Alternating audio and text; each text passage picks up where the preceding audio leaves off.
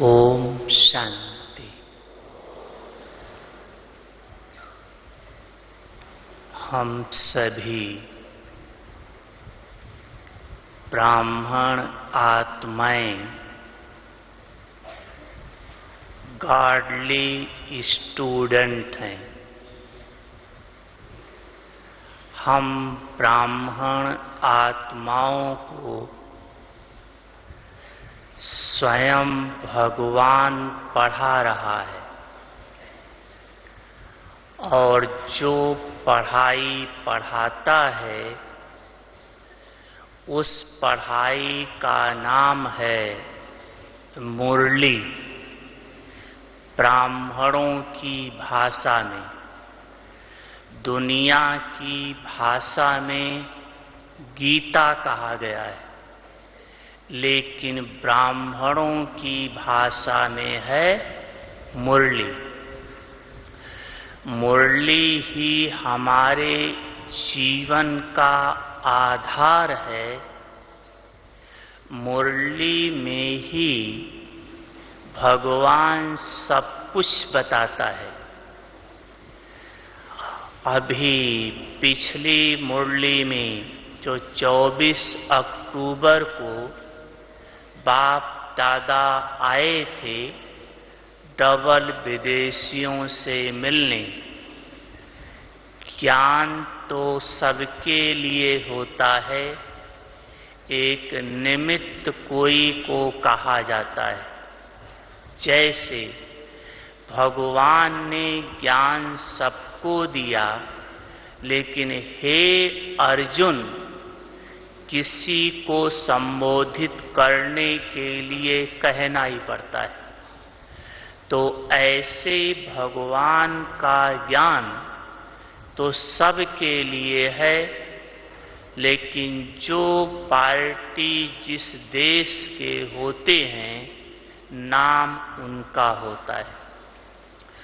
तो उस मुरली में बाबा ने कहा था कि बाप दादा ने वर्तमान समय बच्चों की रिजल्ट चेक की तो क्या देखा कि बच्चों के पास अभी तक माया आती रहती है।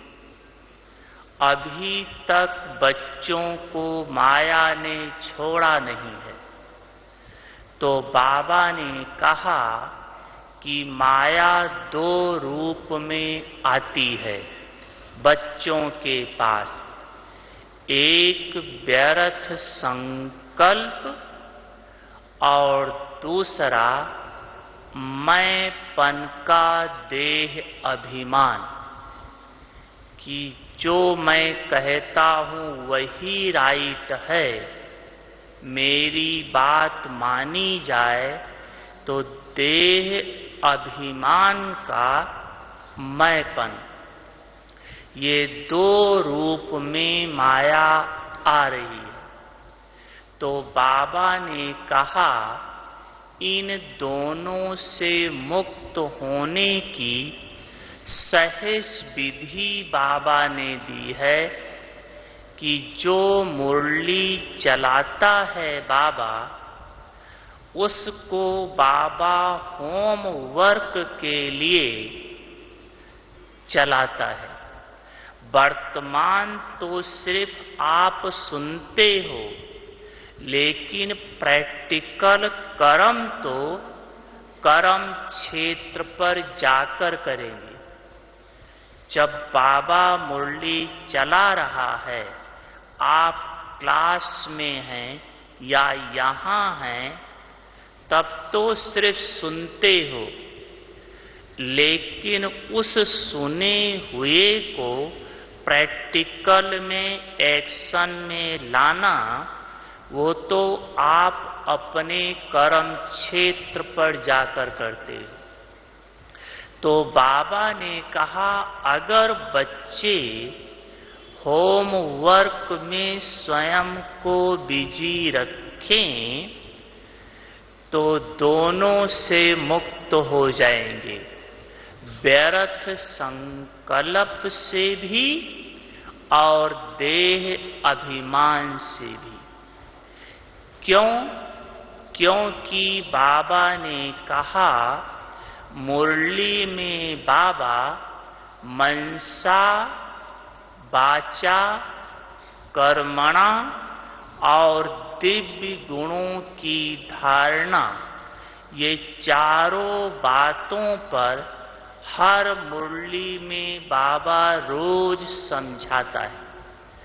तो अगर उस मुरली की पॉइंट्स को मनन करते रहें, मगन में आ जाएं, तो व्यर्थ संकल्प से मुक्त हो जाएंगे।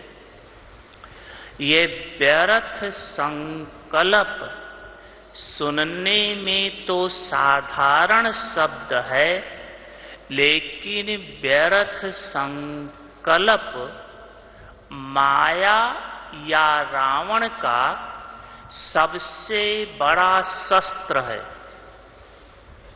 सबसे बड़ा पावरफुल शस्त्र व्यर्थ संकल्प है।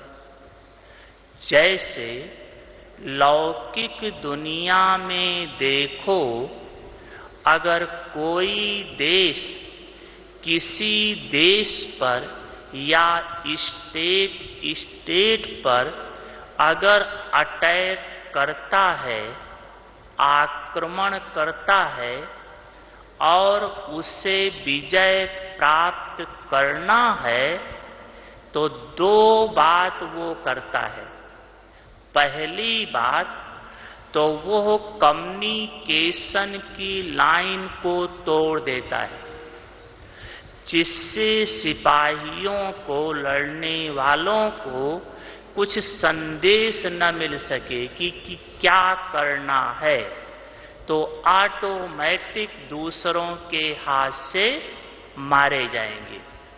और दूसरा काम सप्लाई लाइन तोड़ देता है, जहां से खाने पीने के लिए कुछ आने वाला है, उस रास्ते को ही तोड़ देता है। तो खाना ही नहीं मिलेगा तो भूखे मर के या सरेंडर हो जाएंगे या तो मर जाएंगे। यही काम माया करती है। जब व्यर्थ संकल्प आपका चलता है, तो भगवान से कनेक्शन आपका टूट जाता है। तो जैसे भगवान से कनेक्शन टूटा, बुद्धि की दिव्यता हटी,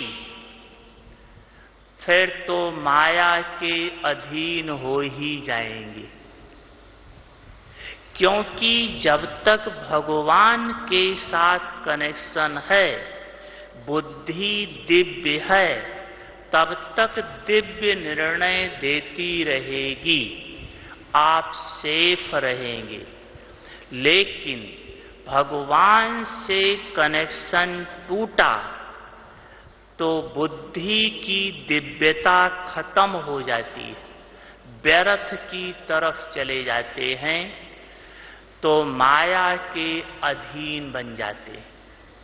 दूसरी बात, व्यर्थ संकल्प चला, भगवान से कनेक्शन टूटा, भगवान से शक्ति मिलना बंद हो गई। तो जैसे शक्ति मिलना आत्मा को बाबा से बंद हुई, तो आत्मा ऑटोमेटिक कमजोर हो जाएगी, और कमजोर आत्मा के ऊपर माया बहुत जल्दी राज्य कर लेती है, दास बना लेती है। और दास की निशानी सब जानते हैं, उदास। चेहरा खिला हुआ नहीं होगा। भगवान के मिलने का नशा चेहरे से नहीं दिखाई पड़ेगा। ये है दास की निशानी। तो व्यर्थ संकल्प और देह भान इनसे मुक्ति का साधन है कि बाबा के मुरली का होमवर्क अवश्य करना। जो बच्चा होमवर्क करता है वो टीचर के दुआओं का पात्र बन जाता है, क्योंकि ब्राह्मण जीवन में 3 चीज की आवश्यकता है और तीनों 3 संबंध से मिल रहे हैं: आशीर्वाद, दुआ और वरदान।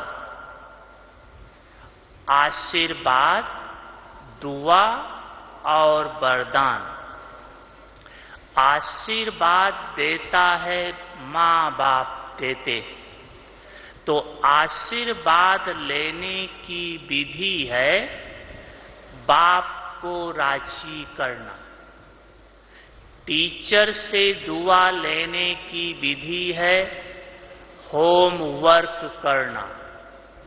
सतगुरु से वरदान लेने की विधि है सतगुरु के समान अशरीरी होकर के बाप की याद में रहना। लौकिक में भी देखो, बाप से बच्चे को आशीर्वाद कब मिलता है? आशीर्वाद लेने की सुंदर विधि है आज्ञाकारी बनना। आप अपने जीवन में देखो, लौकिक में आपके 2-4 बच्चे हों, एक बहुत तेज बुद्धि वाला हो, खूब पैसा कमाता हो, एक कम बुद्धि वाला हो, पैसा कम कमाता हो, लेकिन जो ज्यादा पैसा कमाता है वो आपका कहना ना माने, और जो पैसा कम कमाता है, बुद्धि कम है, लेकिन आपकी आज्ञा पर पूरा चलता है, तो दोनों में आपका आशीर्वाद किसके लिए निकलेगा? जो कहना मानता है। तो भल हमारे अंदर कोई गुण विशेष है या नहीं है, कोई विशेष शक्ति है या नहीं है, लेकिन अगर हम बाप के आज्ञाकारी बन जाएं तो बाप की आज्ञा का रिटर्न, भगवान का आशीर्वाद हमें संपन्न स्वतः बना देगा। तो बाप से आशीर्वाद, टीचर से दुआ, दुआ लेने की विधि एक तो पढ़ाई रेगुलर एंड पंक्चुअल, और दूसरा होमवर्क। जो बच्चा होमवर्क करता है, टीचर की उसके प्रति एक्स्ट्रा दुआएं रहती हैं। जैसे एक उदाहरण के रूप में, अपने यज्ञ में थोड़े पुराने होंगे, जगदीश भाई को जानते होंगे, जिन्होंने सारी किताबें लिखी है। एक बार मधुबन में जब साकार बाबा थे, तो रात्रि क्लास के बाद एक टॉपिक दिया और सबको बोला कि इस पर लिख करके लाना। तो जैसे सब क्लास से कमरे में पहुंचे, लाइट चली गई। तो जब लाइट चली गई तो लोग लिखेंगे कहां से? सब सो गए। सबने यही सोचा कि बाबा तो जानता है लाइट चली गई, कैसे लिखेंगे।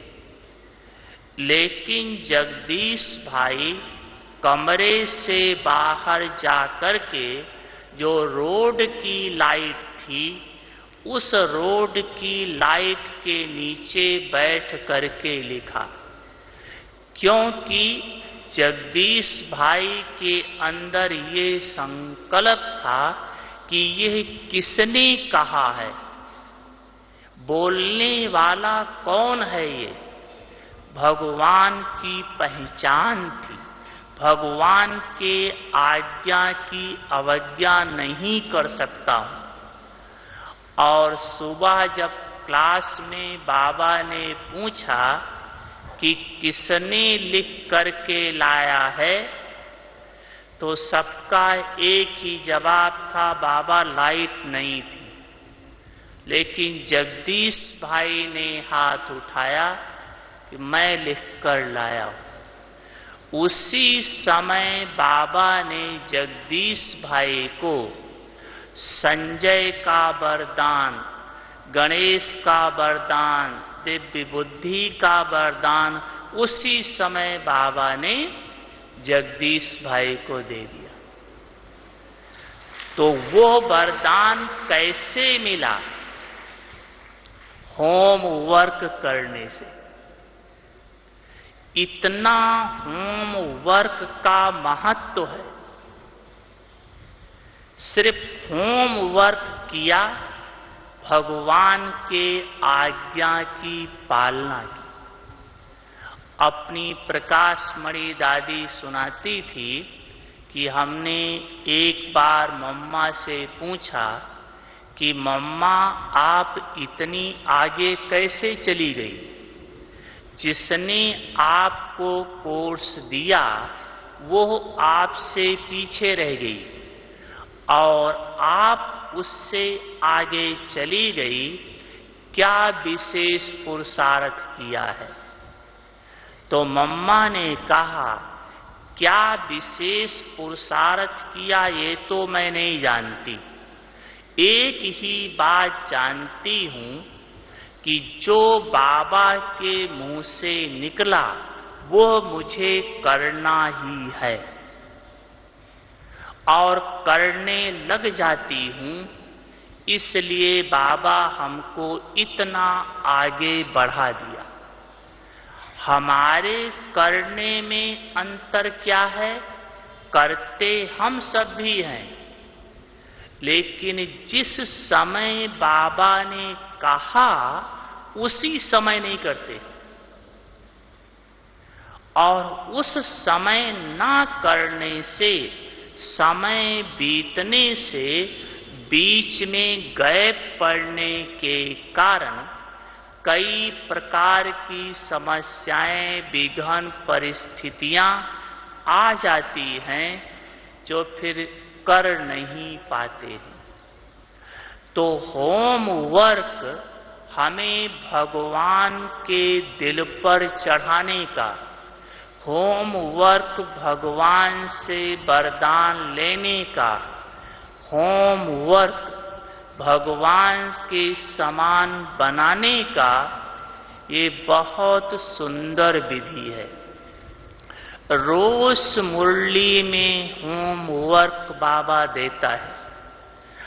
अगर आप होमवर्क का लक्ष्य ले लो तो देखो प्रैक्टिकल कितना फायदा होगा। जब आप मुरली सुनकर के अपने सेंटर पर मुरली सुनकर के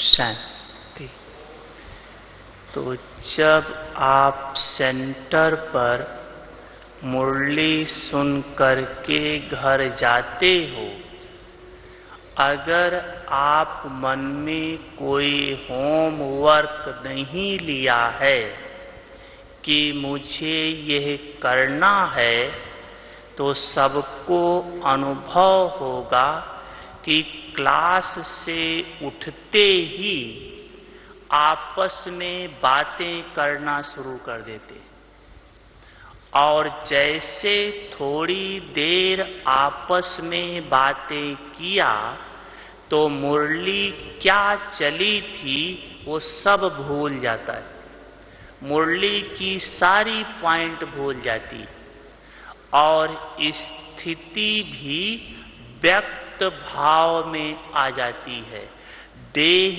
भान वाली आ जाती है, अभिमान नहीं लेकिन भान वाली आ जाती है।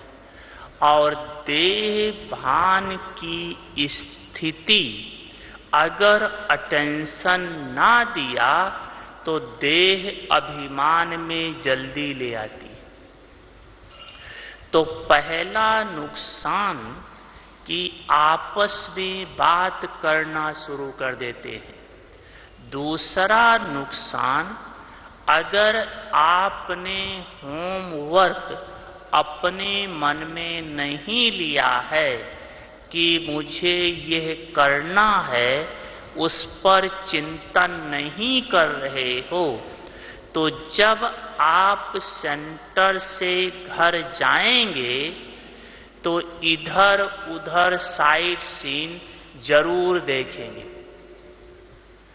और अगर इधर उधर देखा तो देखने के बाद संकल्प अवश्य चलता है। अगर कोई थोड़ी ज्यादा ऐसी चीज देख ली जो मन पे छाप पड़ जाती है, फिर काफी समय तक उसकी याद आती रहती है, भूलना चाहें तो भूल ही नहीं पाते हैं। तो वो साइट सीन आपके मन को व्यर्थ संकल्प में सहज ले जाएगी, माया का दास बना देगी।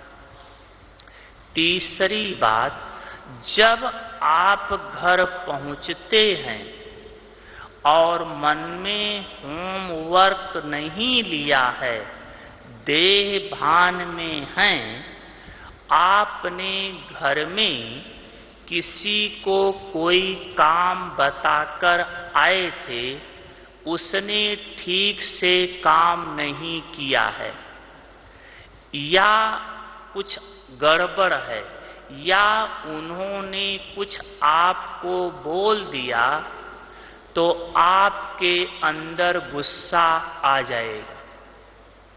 और अगर आपके अंदर गुस्सा आ गया तो क्या आप परिवार वालों को ये कह सकेंगे कि आप आश्रम पर चलो, वहां भगवान पढ़ाते हैं? कह पाएंगे घर वालों को ये?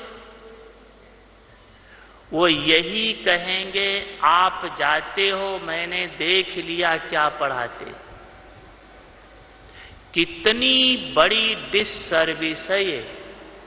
लौकिक वालों को भगवान से बेमुख करने का पाप हमारे ऊपर आएगा।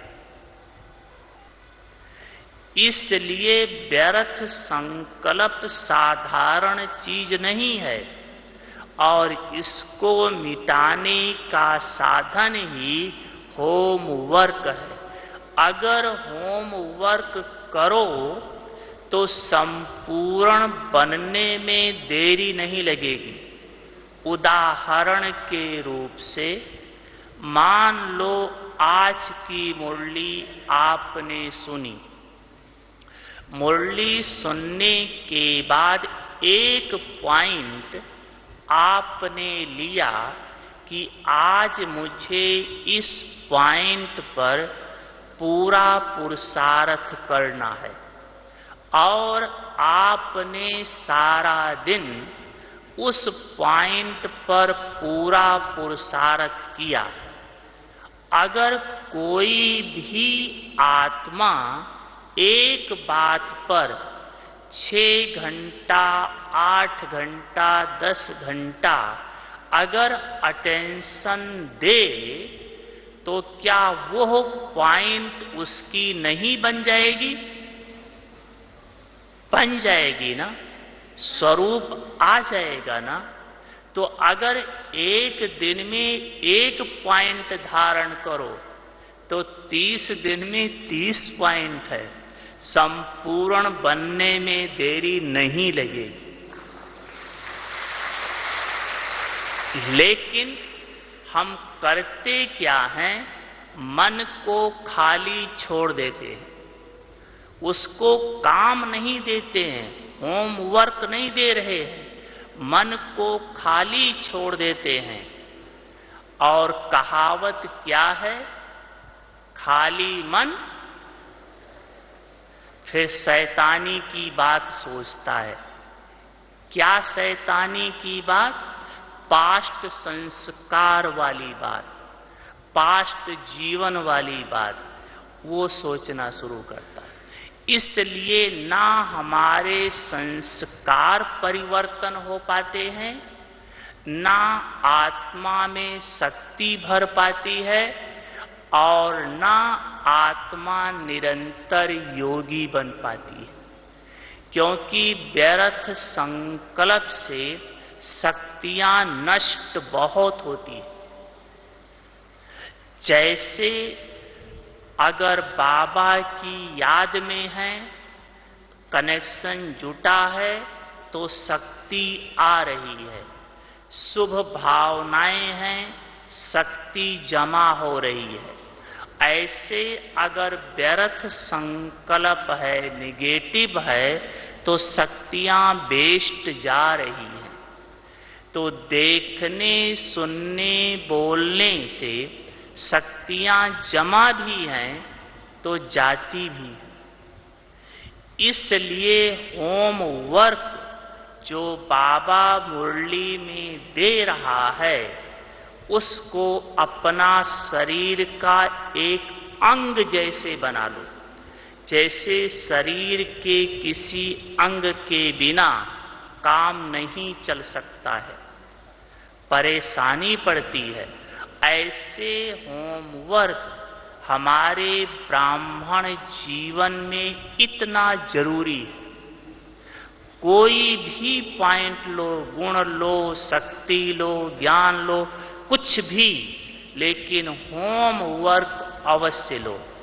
आपका मन बिजी रहेगा, और वो भी होमवर्क भगवान रोज दे रहा है, स्वयं भगवान, जिसको मुरली कहते हैं। मुरली ऐसा चीज है जो हमको संपूर्णता की स्थिति में स्थित कर देगा। देखो, मुरली शब्द में ही सब समाया है। मुरली 5 शब्दों से बनी है। मुरली 5 शब्द से है, मा, उ, रा, ला और री। इन 5 शब्दों में देखो बाबा कैसे पूरा ज्ञान दे दिया है। पहला शब्द है मां। मां अर्थात मुरली से सबसे पहली प्राप्ति है मधुरता। हर ब्राह्मण बच्चे को अनुभव होगा कि जैसे बाबा का बच्चा बना, मुरली सुनना शुरू किया, उसके अंदर से बुराई निकलना शुरू हो गई, ऑटोमेटिक। क्रोध भी कम होने लगा, सब बुराई निकलने लगी। तो बुराई के कारण जीवन में मधुरता नहीं है, मिठास नहीं है। लेकिन जैसे बुराई निकली, मुरली अर्थात ज्ञान, समझ आया और बुराई निकलने लगी, मिठास आने लगी। तभी बाबा कहता, आपको देवताओं जैसे मीठा बनना है। मीठा मतलब अवगुण नहीं, गुणवान। तो मां से पहली प्राप्ति है मधुरता। बहुत जीवन में मिठास आती है। हाँ, वो उस बच्चे के ऊपर है कि मुरली किस प्रकार से सुनता है, क्योंकि मुरली सुनने की भी 4 स्टेजेस है। जो मुरली सुनते हैं किस स्टेज में सुनते हैं उनके ऊपर है। पहला है, एक है मुरली सुनना, श्रोता। दूसरा है श्रोता। तीसरा है सोता। और चौथा है स्वरूप। पहला है सुनना, मुरली सुन रहे हैं, बाकी पल्ले कुछ नहीं पड़ रहा है। बैठे सब सुन रहे हैं मुरली, लेकिन अंदर से पता नहीं कहां चक्कर लगा रहे, कुछ पल्ले नहीं पड़ रहा है। तुरंत अगर पूछें बहन जी क्या कहा बाबा ने, ऐसे चौंक उठेंगे, पता नहीं क्या बोला है, कहीं खोए हुए थे। तो एक हैं श्रोता, सुनने वाले। दूसरे हैं श्रोता। श्रोता उसे कहते हैं जो पान खाते ना, सुपारी को काटता है, काटने की चीज को श्रोता कहते हैं। तो यहां पर भी कई क्लास में बैठे हैं, इधर देखेंगे, वो सो तो नहीं रहा है, बगल वाले को कहेंगे देखो झुटका खा रहा है, वो बोल रहा है। अरे झुटका वो खा रहा है, तुम मुरली सुन रहे हो या उसको देख रहे हो? देखो वो उससे बात कर रहा है, वो ऐसा कर रहा है। सुनने बैठे हैं मुरली, वो तो बेचारा सो ही रहा है, लेकिन तुम तो पता नहीं कहां भटक रहे हो। तो दूसरा, मुरली सुनते समय श्रोते का काम करते हैं, बुद्धि कटकट चलती रहती इधर उधर। और तीसरे हैं सोता, वो तो अनुभवी हैं, देखते ही होंगे, मुरली सुनते सुनते भी झुटका मारते रहते, उनके भी पल्ले कुछ नहीं पड़ता है। और चौथा है स्वरूप बनते, जो मुरली सुनते सुनते स्वरूप बनते जाते हैं, उनको प्राप्ति होती है। वो आत्माएं मुरली से मधुरता का वरदान जल्दी प्राप्त कर लेती है। और दूसरा है ऊ अर्थात उपरामता। जैसे ज्ञान मिला, समझ आया, बाबा ने बताया कि यह दुनिया खत्म होने वाली है, विनाश होने वाला है, तो इस दुनिया से वैराग्य आने लगा।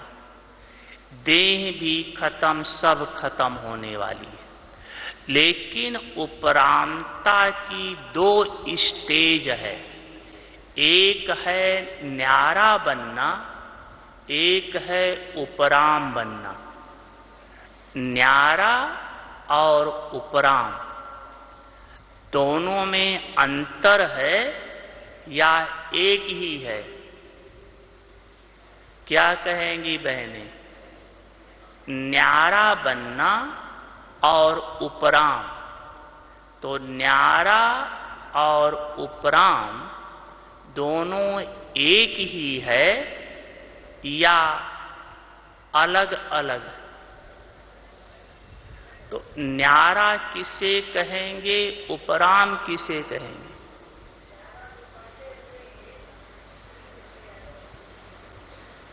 और उपराम छोड़ दें? अच्छा ठीक। हाँ पांडव, अच्छा, न्यारा और उपराम में अंतर है। न्यारा है कमल का फूल और उपराम है गुलाब का फूल। गुलाब का फूल, कमल का फूल परिवार में रहते हुए और परिवार से न्यारा होता है, और उस न्यारे की निशानी है प्यारा। क्योंकि कमल का फूल जब तक पानी के अंदर है, परिवार के साथ है, तब तक कोई उसे देखता ही नहीं है। लेकिन जैसे वो सबको छोड़ के पानी से ऊपर आ जाता है, खिल जाता है, तो देखने में भी अच्छा लगता है, और फिर वही फूल देवताओं पर अर्पित होता है। तो आप भी दो बात से चेक कर सकते हो न्यारे हैं। एक तो प्यारे लगेंगे स्वयं को स्वयं से, और दूसरे भी, दूसरे मतलब अज्ञानी नहीं, ब्राह्मण, उनसे प्यारे लगेंगे। और दूसरी बात, वही आत्मा भगवान को भी प्यारी लगेगी। वो परिवार के साथ है। और गुलाब के फूल की विशेषता क्या है? उपराम। उपराम की निशानी है सब कुछ किनारा छूट जाना। जैसे बताया, सब्जी बनाओ, हलवा बनाओ, कुछ भी जब पूरा पक जाता है तो कड़ाही में चिपकता नहीं है, पहले उसको छुड़ाना पड़ता, न्यारा बनाना पड़ता है। लेकिन जब कंप्लीट पक गया तो उपराम हो गया। तो पहला न्यारा है, सेकंड स्टेज उपराम है। उपराम की विशेषता, आप गुलाब के फूल को देखो कि जैसे गुलाब का फूल कंप्लीट खिल जाता है, उसके पत्ते अपने आप झड़ जाते, और किसी फूल के पत्ते झड़ते नहीं हैं, उसी पौधे में ही सूख जाते हैं। लेकिन गुलाब का फूल के पत्ते सब झड़ जाते हैं। क्या बचता है? सिर्फ वही बीच में, जिसको बूर कहते हैं, वो बचा हुआ होता है। तो उपराम अर्थात जिसका देह से भी संबंध नहीं, देह से भी न्यारा, पुराने स्वभाव संस्कार से न्यारा, बस मैं आत्मा ज्योतिर्बिंदु स्वरूप और मेरा बाबा ज्योतिर्बिंदु स्वरूप, बस मैं आत्मा और मेरा बाबा और मेरे बाबा का कर्तव्य, सो मेरा कर्तव्य। इस स्थिति में रहने वाले को उपराम कहते। और गुलाब के फूल की एक विशेषता है जो हम सबको धारण करनी है, वो ये है कि गुलाब के फूल में कभी भंवरा नहीं बैठता है, और फूलों में भंवरा बैठता है, लेकिन गुलाब के फूल पर भंवरा नहीं बैठता है। भंवरा जानते हैं ना, वो गुलाब के फूल पर नहीं बैठता है। तो जो उपराम स्थिति में होगा, वो ना किसी के अटैचमेंट में आएगा, ना कोई उसके अटैचमेंट में आएगा। टोटल उपराम, बस वो आत्मा और बाबा की सेवा, इसको कहते हैं उपराम। यह उपराम स्थिति हमें मुरली के द्वारा मिलती है, क्योंकि मुरली के द्वारा हमें पता पड़ा कि सब विनाश होना है, तो वैराग्य आने लगा। क्योंकि बिना वैराग्य के त्याग नहीं होगा, त्याग के बिना तपस्या नहीं होगी, और तपस्या के बिना आत्मा संपूर्णता को प्राप्त नहीं कर सकती। तो सबसे पहले हमें मिला कि सब खत्म होने वाला है, तो वैराग्य आ गया, सब खत्म होना है। दुनिया में शमशानी वैराग्य है, लेकिन हमें बाबा ने बेहद का वैराग्य दिया है। कोई चीज छोड़ना नहीं है। कल विनाश हो, परसों विनाश हो, 10 साल के बाद हो, 20 साल के बाद हो, कुछ पता नहीं है। जब होना होगा समय पर तो होगा ही होगा। लेकिन बेहद का वैराग्य अर्थात सब कुछ यूज करते हुए उसकी आसक्ति से परे। किस आधार से आसक्ति से परे रह सकते हैं? जैसे एक बहुत सुंदर मिसाल है जिसको आप यूज करते हुए न्यारे रह सकते हैं। शरीर है, खाना देना पड़ेगा, कपड़ा पहनना पड़ेगा, मकान रखना पड़ेगा, सब चीजें आवश्यक है। लेकिन उससे हम उपराम रहें, उसकी विधि बहुत सुंदर एक है।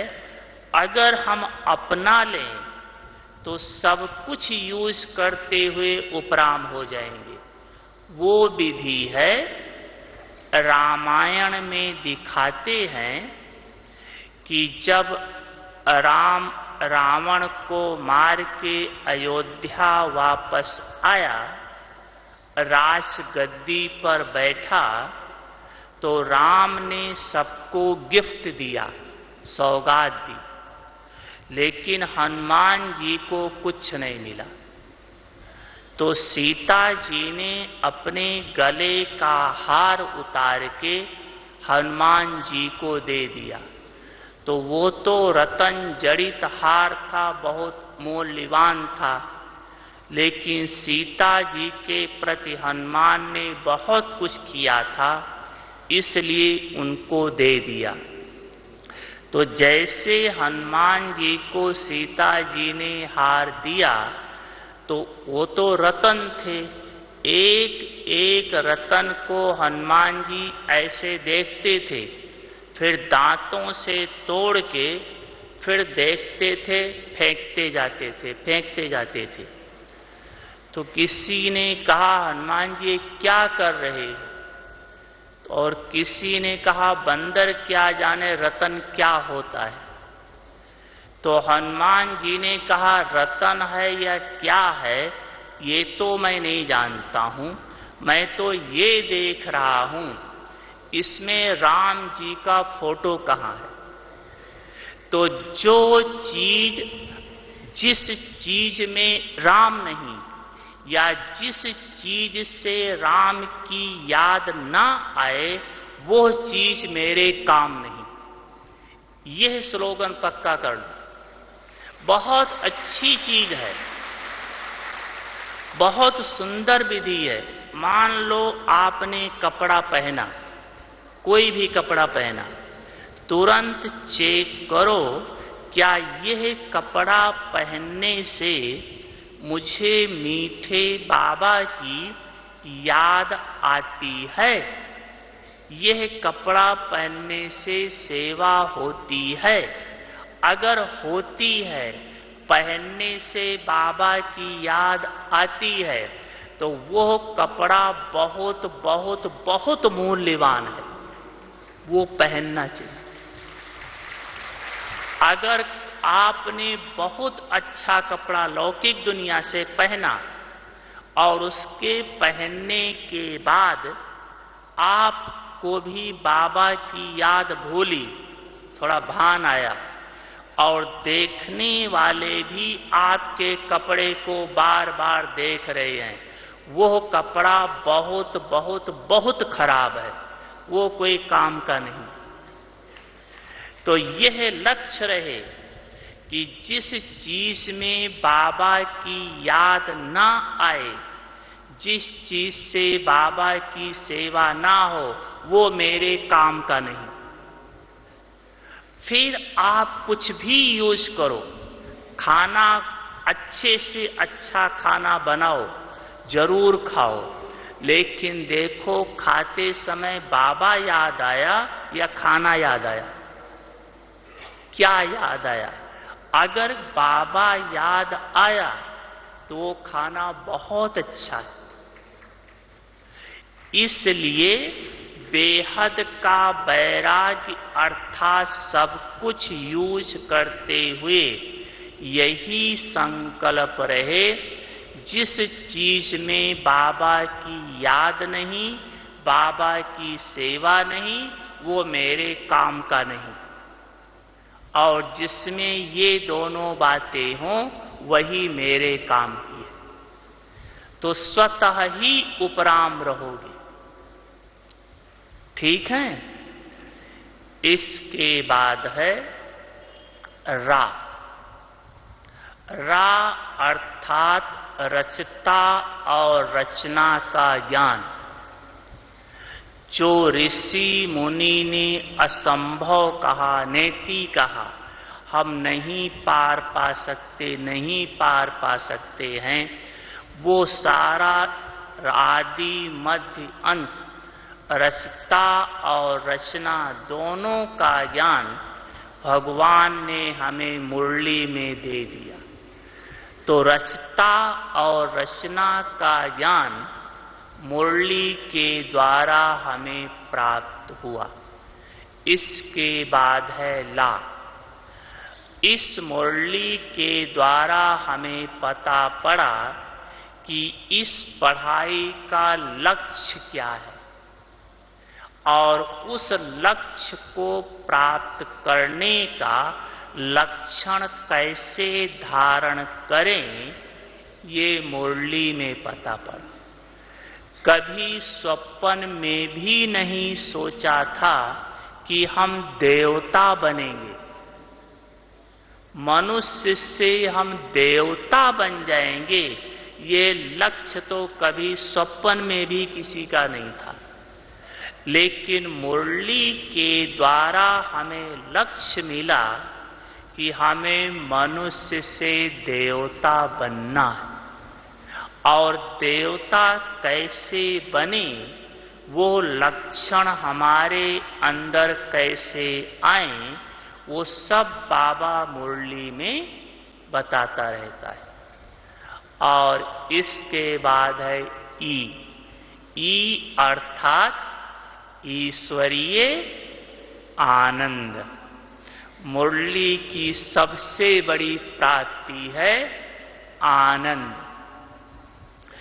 यादगार में भी देखो कि जैसे मुरली बजती थी, गोप गोपियां सब कुछ भूल जाती थी, बस उसी आनंद में खो जाती थी। वो आनंद है अति इंद्रिय सुख, जो हमें मुरली के द्वारा मिलता है। अति इंद्रिय सुख अर्थात इंद्रियों से अतीत का सुख, इंद्रियों से परे का सुख। तो जो इंद्रियों से परे का सुख है, भौतिक साधनों से परे का सुख है, वो सुख को कहा जाता है अति इंद्रिय सुख।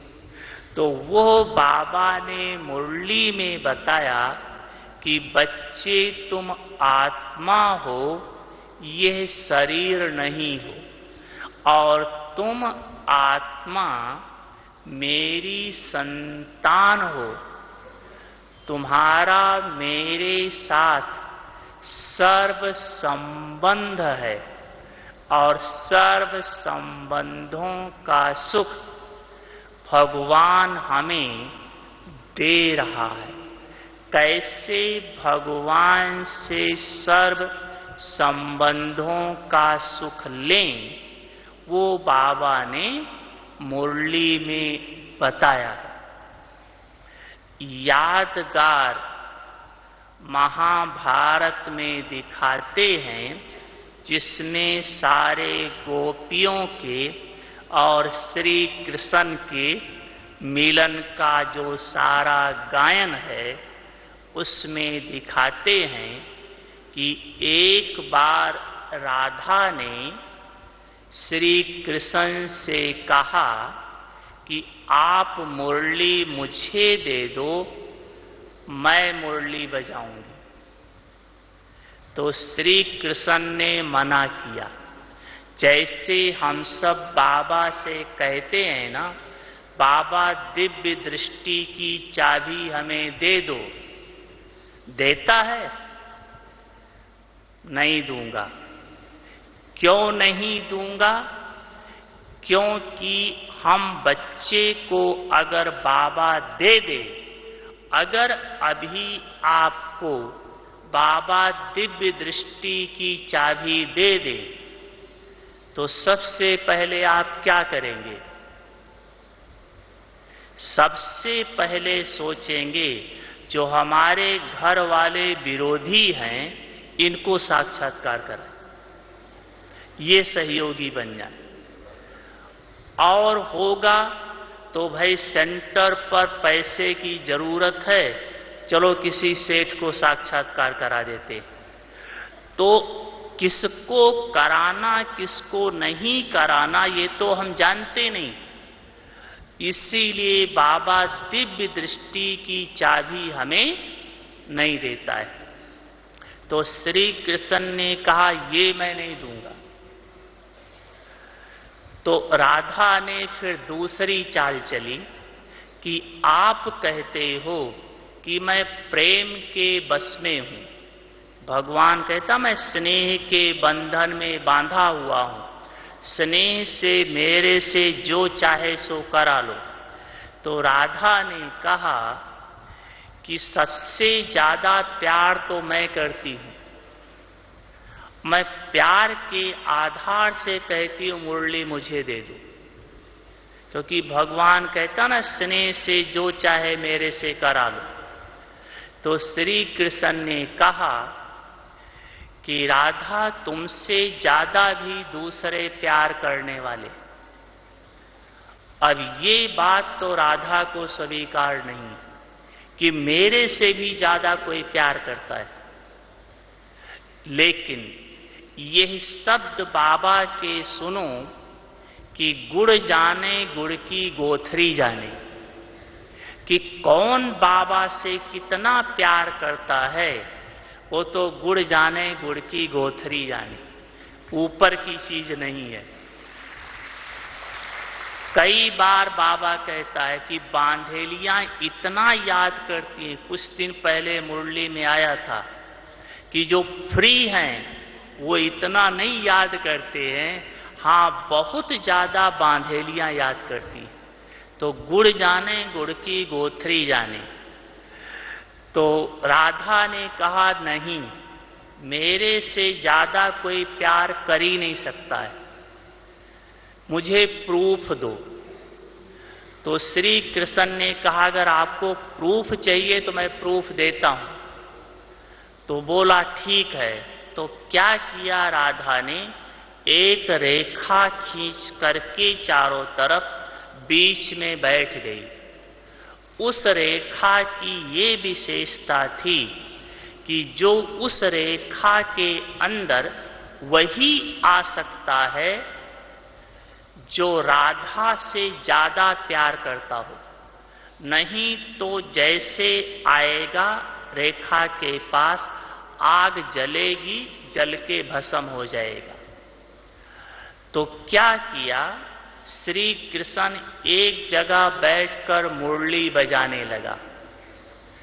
तो वह गोप गोपियां, अब अति इंद्रिय सुख का आधार, वो गोप गोपियां जिन्होंने अपने मन से दिल से परमात्मा को अपना पति स्वीकार किया हुआ था।